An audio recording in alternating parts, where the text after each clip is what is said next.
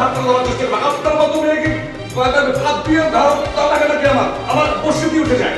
আহা, কি আমার রাস্তা ধরে একবার বসে থাকতে দেখেনি না? আপনার মতো পচা একদম পানি মুখ দিল, বুঝছেন? আরে শোনে, ওই পচা টপি বাংলাদেশ বাজারের মুখ দেয়। আরে বাংলাদেশ মাছ? অবশ্যই বাংলাদেশ মাছ।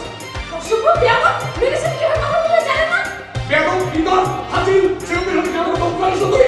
ওই বেয়াদব তো চোদ্দ বসে বেয়াদব কে আসবো? আমার 14 কোটি টাকা তোমার করে কাজ করতে লাগাও।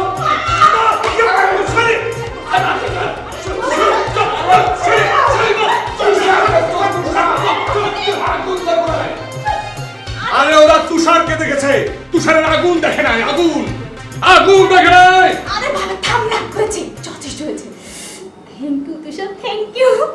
তুই আমার উপযুক্ত বোনের একেবারে উপযোগ্য ছেলে।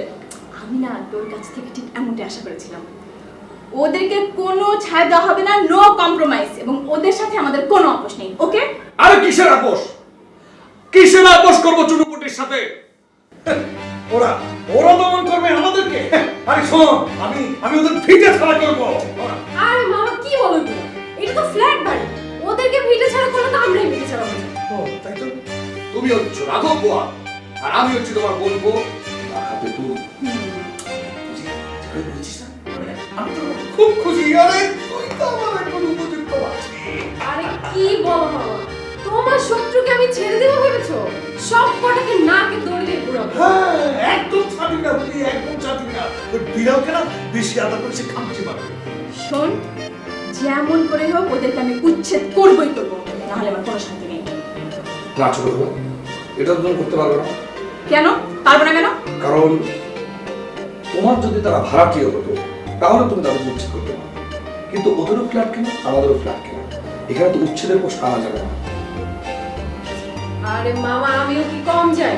যে নখ দিয়ে ও খামচি মারবে ওই নখ ভেঙে গুঁড়ো করে নুড়ো বানিয়ে ছাড়বে।